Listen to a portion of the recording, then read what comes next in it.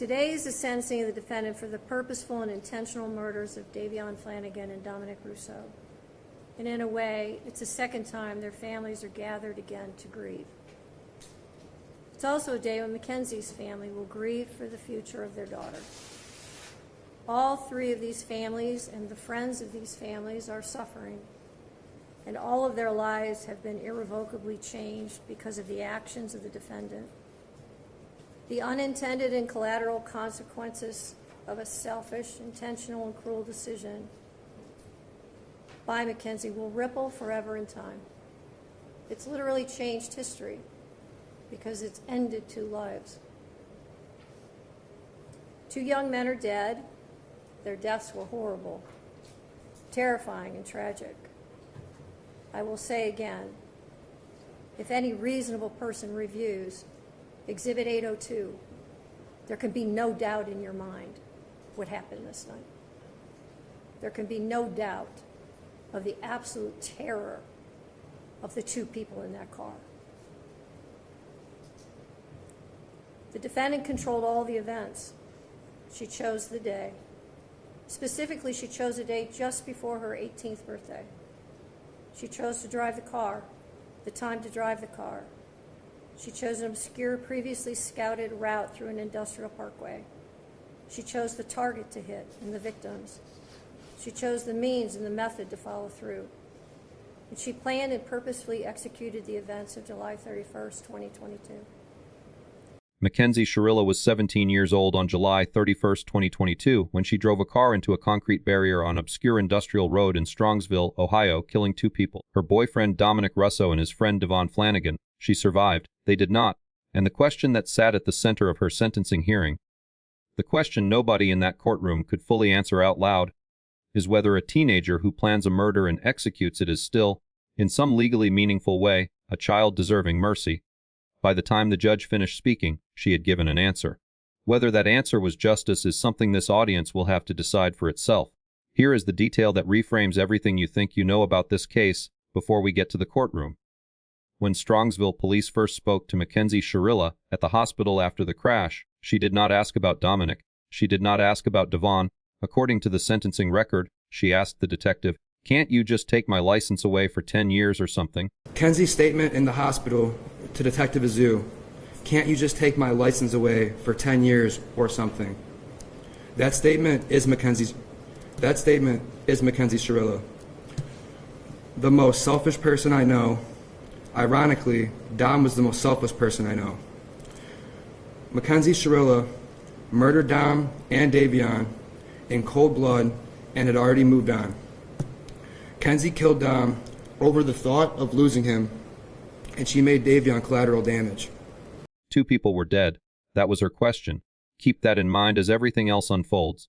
The sentencing hearing for McKenzie Sherilla took place in an Ohio courtroom before a judge who had presided over the trial and had seen every piece of evidence the state produced. McKenzie had been convicted on 2 counts of murder under Ohio Revised Code Section 22923.02a, purposeful killing, the highest form of homicide Ohio law recognizes short of aggravated murder, which requires an additional element like prior calculation and design as a separate specification. Each murder count carried a mandatory sentence of 15 years to life, with parole eligibility only after the base term is served and parole entirely within the discretion of the Ohio Parole Board. The only decision left to the judge was whether those 2 15-to-life sentences would run concurrently, meaning she serves 1 15-year minimum, or consecutively, meaning she serves a 30-year minimum before she is even eligible to ask the parole board for release. That was the entire remaining legal question. Counsel, we have previously discussed and agreed to the following: that the only counts for which the court will sentence today as a matter of law are counts 1 and 2, each of which is murder in violation of Ohio Revised Code Section 2903.02a, count 1 being the murder of Dominic Russo, count 2 being the murder of DaVon Flanigan. Each of these counts are statutory sentences. Each is 15 years to life with parole eligibility after the base term is served, and with parole strictly within the discretion and jurisdiction of the Ohio Parole Board. Each of these counts stands separate and apart from each other, and they can be run either concurrently or consecutively. That is the only discretion permitted to the court in the sentencing today. And every family member who walked to that microphone knew it. DaVon Flanigan's mother, Jamie, spoke first. She described a son who would rescue a friend in the middle of the night with no questions asked, who made friends with people society discarded, who had plans for barber school and dreams of his own business. She said DaVon was adopted from foster care along with his sisters, that he was their biological sibling, their protector, the only constant in their lives since birth. And then she said something that this audience needs to hear directly. She said she prays daily that McKenzie will find true remorse in her heart. Not rage, not condemnation. She prayed for McKenzie's repentance. Yes. Your Honor, my name is Jamie Flanigan. I am the mother of the victim, DaVon Flanigan. I want to share a small part of what we lost on 7/31/2022. My son, DaVon, is and always will be so much more than cargo. He was precious. He was an amazing soul with a heart of gold. He gave to the world what he wanted most in his own life: love. The kind of love that would rescue a friend in the middle of the night, no questions asked, the kind that would protect others and honor them. He made friends easily with his infectious smile. He was a gifted athlete. He had plans to go to barber school and open his own shop. My son did not have a clique of friends, but instead was a friend to all. He would go out of his way to show love and kindness to others, including those that were often cast aside by society, the less fortunate, the developmentally challenged, the hurting, and the unvalued. DaVon made sure that everyone that crossed his path knew that he truly saw them, that he valued them, and that they were worth his time. DaVon and my kids have had more than their fair share of heartbreak, of hardship, and of loss. DaVon was adopted with his sisters from foster care. They are biological siblings. We are honored to be chosen, or to have been chosen, to be their parents. They're forever family. I am devastated by the loss of DaVon. The world lost a truly special man. My girls lost their best friend, their protector, the one and only trusted family that has been by their side from day one. This alone, or he alone, understands the pain and loss that they have gone through and was always there for them. This fact alone breaks my heart for my girls, for my family. So many dreams shattered, a future stolen. We will never get to see the amazing man that he was surely to become. His life was precious. Like I said, he was so much more than cargo. I pray daily for strength and perseverance for myself and for my family. I also pray that McKenzie will find true remorse in her heart and true repentance. We thank all of those that worked so hard to help us bring justice for our son. We are forever thankful. DaVon, we miss you terribly, but as Christians, we grieve with hope. We will make sure your memory lives on, and we ache for the day that we are united again in eternity. That is either the most gracious thing spoken in that courtroom or the most heartbreaking, depending on what you believe McKenzie actually felt that day. DaVon's younger sister Divine was 18 years old when she stood before the judge.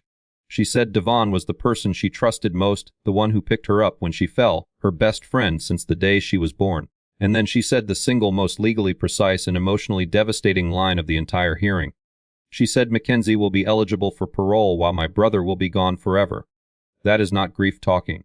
That is a perfect description of what the law was about to do. She understood the sentencing structure better than most adults in that room, and she wanted the longest possible sentence. She did not get it. Hi, Your Honor. My name is DaVon Flanigan. DaVon was my older brother.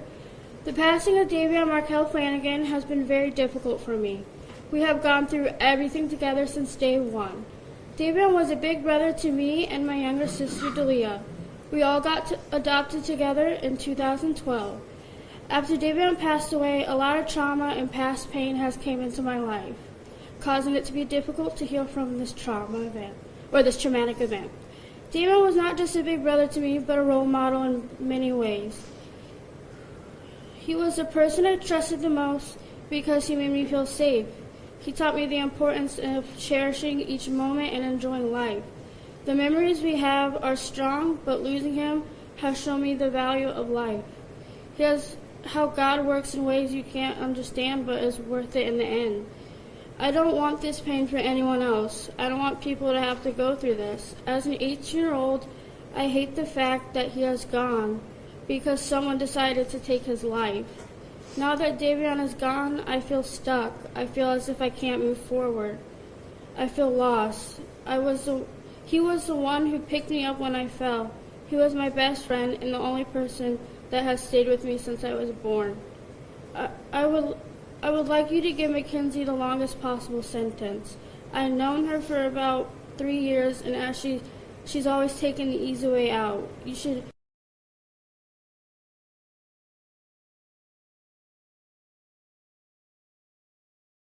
She will be eligible for parole, while my brother will be. We will come back to that. Dominic Russo's mother, Christine, was direct in a different way. She said this was not a car accident. She said the evidence and the science proved that McKenzie murdered her son and DaVon. She said the cries from the Sherilla family after the verdict reflected not grief but a lack of remorse. And then she said something that has followed this case through every comment section and every headline. She said McKenzie had a choice. Dom and DaVon did not. I'm Christine Russo. I'm Dominic's mother. No one wanted this to be a murder or to punish McKenzie Sherilla for this accident. But this was not a car accident. The evidence and science proved that McKenzie Sherilla murdered my son, Dominic, as well as Davion. There's no fix put in this case, as the Sherillas would like to proclaim. I want to thank Strongsville Police Department and the state of Ohio for seeking the truth behind this crash. Thanks to them, we all know what happened in that car that day. What we don't know is why. I wish I could change this every day. I lost 3 children in that crash. Not a minute goes by each day that I don't think about my son, as well as Davion. My heart is forever broken.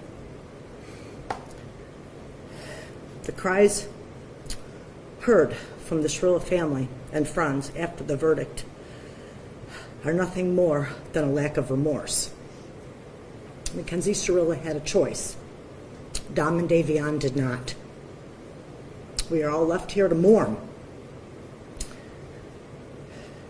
But what Dominic and Davion lost can never be remedied in any way or by any particular sentence. July 31st, 2022, I called McKenzie's mother, hysterical with the loss of my son and Davion. I knew McKenzie was in the hospital, and the first statement said to me was, "Oh, please don't listen to what everyone's saying on Facebook." Yeah, my son is dead, his friend is dead, and I'm checking on yours. Yet social media is what's important. Social media has made a game out of the life of McKenzie and is making a game out of this heart-wrenching tragedy. No one can imagine the pain of losing a child unless they have lost one themselves. The pain is forevermore. Time does not heal this wound. McKenzie, going to prison because you did this. Be thankful that you're still alive and have a future, whatever that may be. Dom and Davion were robbed of their futures, their hopes, and their dreams. McKenzie showed no mercy on Dominic, nor did she on Davion. Dominic's brother Angelo delivered what is arguably the comment section moment of this entire hearing. He read into the record McKenzie's statement to the detective at the hospital. "Can't you just take my license away for 10 years or something?" And then he said that statement is McKenzie Sherilla. He called her the most selfish person he knew. The crash, Strongsville police were notified that they had received concerning emails from the community that the defendant and her mother were seeking employment with the Los Angeles modeling agency. McKenzie Sherilla said to Vitali, "Thank you for the comment. I would love to work with you guys. I've been emailing you guys a lot. Such a great opportunity. Thank you." Is there a date? There is not a date on this, Your Honor. Based on the investigation, it was delivered to the police while the defendant was still in the Metro Health Hospital. So it was during that time period. She was in the hospital for several weeks. Shortly after being released from the hospital, the police were provided additional videos of the defendant from her wheelchair as she attended a concert down in the Flats. And again, Your Honor, I'm introducing these to the court to show the shocking lack of remorse. This was something that was being exhibited while the investigation was still going on, before she was charged and arrested in November of last year. And these were the sort of things that were coming to the police, and the shocking lack of remorse, coupled with the fact that the defendant was reported driving an automobile shortly after this event, that she was seen in Strongsville again driving a car. In spite of the fact that, as her mother testified, she got dizzy sometimes from a condition that she had to take salt pills for, in spite of the fact that it was, in fact, her mother who provided her with the car that she used to take Dominic and DaVon's life. Halloween of last year, again, still before being charged, McKenzie Sherilla celebrated Halloween with her friends at Judge, can I just make one continuing objection? Sure, thank you. Thank you.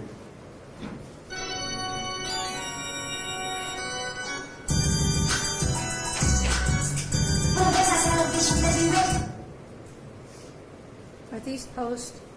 These are on Halloween of last year, so these would be post-crash, just before she was charged in November.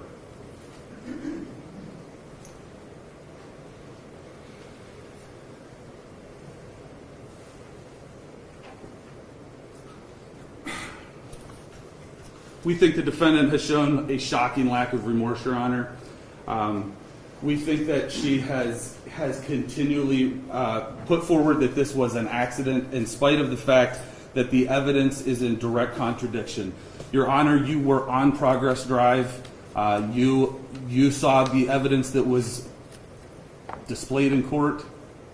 And Your Honor, we think that you are the person who is in the best position to decide an appropriate sentence. We have full confidence in the sentence that you'll give, Your Honor. Thank you. He said Dom was the most selfless person he knew, and he noted that while Dominic was dead, McKenzie had been driving again, going to concerts, dressing up for Halloween. Can you start with your name? My name is Natalie Sherilla. I just want to say, am I allowed to address them at all? Sure. I just want to say to the families that I'm broken, sad, and lost, and my heart hurts for everyone, okay? DaVon was her new friend, and Dom was the love of her life, and he was part of our family, okay? I'm just so sorry that this happened, and we're heartbroken, okay? And then, Your Honor, this was a terrible, tragic nightmare accident to have happened that she has no memory of, and she will never emotionally or physically recover from it. She almost died too, and we're asking that you please not run the sentence as consecutive. He was family, and we all loved each other. That morning of the accident, she called. I got a phone call that there was a car accident. Okay, so we went to the hospital, and I didn't even know who was in the car. The names had not been confirmed yet, and I'm going to cry because I missed Dom so much. We loved him so much. So I called Dom, like over and over again, praying that he was going to answer the phone, and he didn't answer the phone. So then I tried to call his mom, and she didn't answer the phone either. And I still didn't know who was in the car. I didn't even know if she was alive. I didn't know what was happening. So then we were in the waiting room, and then his mom she did call me, so I answered the phone, and I was like, oh my God, like, I don't even know who was in the car. Like, what's happening? Was that Dom? And she said, what do you mean? My son is dead. And I was like, I'm so sorry. And then she said something like, and now I have to wait until your kid's out of the hospital. And then I didn't hear the rest. I was like, we loved him so much. And I hung up the phone. I did not talk about social media. I didn't even know what was going on yet. Okay? So then that was it. So in the hospital, that Vitality post, I commented on that because somebody had called her a murderer. Okay? And she's not a murderer. So she didn't even have her phone at that point because the police had still had it, okay? So I jumped on, and I was like, you know, she's not a murderer. She's more sad than most of these people commenting. She's been trying to get in touch with you. I mean, at that point, it was just an accident. So I commented on her behalf, not because of the modeling opportunity. Who cares about that? I don't want them to refer to her as a murderer, okay? And I don't even know how that comment had got on the phone because the police still had her device and she could not access her phone or social media. That's why I did it. And I had called them asking if they could shut down social media because people were calling her a murderer and making death threats and organizing groups to... No thoughts for the families whose lives she had destroyed. Then McKenzie's mother, Natalie Sherilla, addressed the court. And this is where the hearing became something beyond a sentencing proceeding. Natalie spoke first to the families, telling them she was broken and sad and that Dom had been the love of McKenzie's life and part of their family. Then she turned to the judge and described the crash as a terrible, tragic nightmare accident that McKenzie has no memory of. She said McKenzie almost died too. She asked for leniency. She asked for concurrent sentences. I'm hearing an awful lot about your daughter. I'm not hearing very much about the two dead people. Dominic, okay, I'm asking you for leniency because this was a tragic accident that she does not remember. And DaVon, he's a new friend, and I'm so sorry. What does that mean? His life is worthless? No. Okay. God, no, not at all. They all loved each other. They all spent every day together. You know what I mean? I don't know and too much for him. Isn't that part of the problem, Mrs. Sherilla? Sorry? Isn't that part of the problem, that they all trusted each other? Isn't that part of... It's not a problem at all. It was wonderful. It's a problem how they all ended up in the car together and two of them ended up dead. I understand. I understand what it looks like. I'm saying that it was a tragic accident. She would never... Well, we're going to have to disagree on that. I understand. Right. And I respect your position, but you disagree with me. I understand. But anyway, that's it. I just wanted to address those. We told her to go to those things, and then she did go with Dom's family. So look at that. Don't look at it with the... Look on that with different eyes if you can, please. Those things are not relevant. Not at all. Not at all. No, not at all. I But agree. she's a good. If you would have a moment, all you would need is 5 minutes of a conversation to have with her to learn who she is. Just that you would just need 5 minutes to learn who she is and what she's capable of not doing and doing, and you would see for yourself. And then she started explaining Halloween and the concert and the wheelchair and the shrine of Dom's photos next to Mackenzie's bed. The judge let her speak and speak and speak until the judge stopped her. Any medical testimony or records is not persuasive. It is also important to remember that even if McKenzie intended to also die in this crash, that is irrelevant. A failed suicide attempt is not a defense to murder. And even in a murder-suicide attempt, when the perpetrator executing the plan survives, the other death or deaths are still murder. There's only one person who's responsible for the pain of everyone in this room, and that person is you, McKenzie. Nobody else is responsible. This isn't the fault of Dominic's family or DaVon's family or your family. And I know that each of you have asked your questions to yourselves, what if? What if I had done this or that? The truth of it is, none of us can control the intentions of another. And when there is a purposeful intent to harm or kill someone, it is the perpetrator alone who bears the responsibility for the choice and the consequences and the harm that follows. The judge said, "I'm hearing an awful lot about your daughter. I'm not hearing very much about the two dead people." That is a direct quote from the bench. A judge cutting off a grieving mother mid-plea to remind her that two young men were dead and their names were Dominic and DaVon. Natalie's response was to say DaVon was a new friend and she was sorry, at which point the judge pressed, "What does that mean? Is his life worthless?" Natalie said no, of course not. The judge said, "Isn't that part of the problem? That they all trusted each other, and that trust is how they all ended up in the car together, and two of them ended up dead." It is worth pausing here on the legal framework that governed everything happening in that room, because understanding it changes how you hear the sentence that came next. Ohio's murder statute, the one McKenzie was convicted under, is what lawyers call a specific intent crime. That means the prosecution was not required to prove that McKenzie intended a particular outcome. It was required to prove that she acted with the purpose to cause death. Purpose, in Ohio law, means that causing the result was a specific conscious objective. The jury found, beyond a reasonable doubt, that McKenzie Sherilla got into that car on July 31, 2022 with the conscious objective of causing death. That is what murder means under Ohio law. It is not accident. It is not recklessness. It is purpose. The judge made this explicit in her sentencing remarks. She described how McKenzie chose the day, specifically a day just before her 18th birthday, which would have placed her in juvenile jurisdiction for any offense committed on that date or earlier. She chose the route, an obscure industrial road that had apparently been scouted in advance. She chose the target and the means. The judge said McKenzie planned and purposefully executed the events of July 31, 2022. And then the judge addressed something the defense had implicitly raised throughout the proceeding, the possibility that McKenzie also intended to die. The judge was unequivocal. A failed suicide attempt is not a defense to murder. When a person executes a plan that kills others and survives, the deaths are still murders. Full stop. The law does not offer a discount on homicide because the killer also wanted to die. Defendant controlled all the events. She chose the day.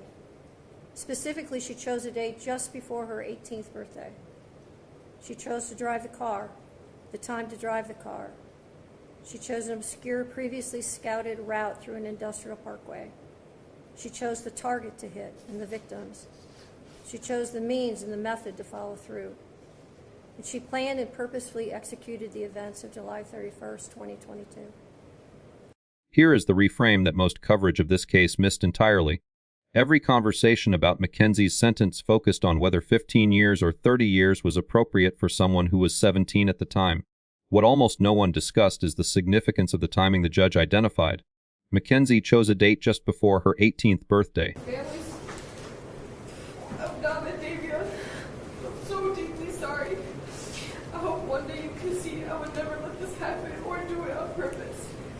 I wish I could remember what happened. I'm just so sorry. I'm heartbroken. I love Dom and Davion.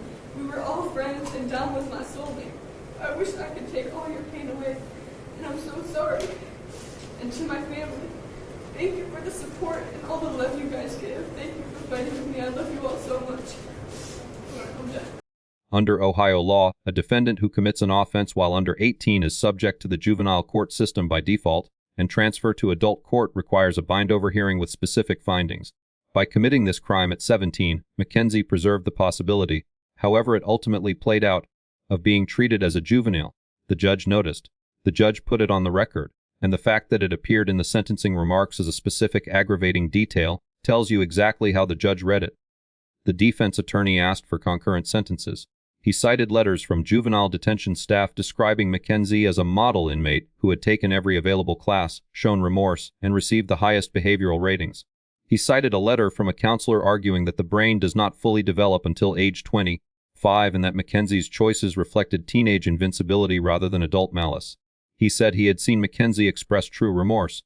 As an officer of the court, he said he was confident saying that. He also noted, with some precision, that even a 15-year sentence becomes a 20-year sentence in practice because the parole board typically denies first applications. He was asking the judge to trust a system, the parole board, to hold McKenzie accountable over time. McKenzie herself spoke briefly. She told the victim's family she was deeply sorry, that she would never let this happen or do it on purpose, that she wished she could remember what happened, that Dom was her soulmate and DaVon was her friend. It was short. It was quiet. And whether it was true is a question nobody in that room could answer, and nobody watching this video can answer either. The difficulty for sentencing today, honestly, is whether or not I believe you should get consecutive sentences. I'm troubled that should I give you a concurrent sentence, that people will believe that somehow I'm being disrespectful to one of the victims. And on the other hand, I have to weigh the punishment. There's a very good likelihood, McKenzie, that you will spend the rest of your life in prison. That won't be up to me. That will be up to the parole board, and that will be up to you to a great extent. I understand that the pain in this room wants me to impose the harshest sentence. But I don't believe that would be the appropriate sentence, because I do believe that McKenzie will not be out in 15 years. So she's sentenced on count 2, the murder of DaVon Flanigan, 15 years to life. She's sentenced on count 1, the murder of Dominic Russo, 15 years to life, to be served concurrent to each other with credit for time served. waive fines, fees. The judge sentenced McKenzie Sherilla to 15 years to life on each count, to be served concurrently, one 15-year minimum before parole eligibility, not 30, 15. The judge acknowledged directly that she was troubled by the concurrent sentence, that people might interpret it as disrespect to one of the victims. She said she had to weigh the punishment against the very real likelihood, in her view, that McKenzie would not be released at 15 years regardless. The parole board, not the judge, would determine when and whether McKenzie ever walked free. Dominic's brother Angelo called her the most selfish person he knew. DaVon's sister Divine said her brother would be gone forever. DaVon's mother prayed for McKenzie's repentance, and McKenzie said she wished she could remember what happened. The system did not fail here in the way this audience usually watches systems fail. No evidence was suppressed. No corrupt official intervened. The jury heard the full record and convicted on the most serious available charges. The judge sentenced within the statutory range and explained her reasoning with more transparency than most sentencing hearings ever produce. What happened here is something harder to name, the gap between what the law can do and what loss actually costs. 15 years to life is an enormous punishment by any objective measure. It is also, to a mother who will never hear her son's voice again, not even close. What you should take from this case is not a simple verdict on whether the sentence was right. What you should take is this: the specific intent standard in murder law exists for exactly this situation, to separate purposeful killing from tragic accident, to require a jury to find a conscious objective before attaching the most serious consequences the law allows. That standard was applied here. The jury made the finding. The judge honored it. And the parole board will eventually face a McKenzie Sherilla, who is either genuinely transformed or not, and they will make their own finding. The system built multiple checkpoints into this outcome. Whether those checkpoints hold is the only remaining question that matters. And the families of Dominic Russo and DaVon Flanigan will be watching every single one of them.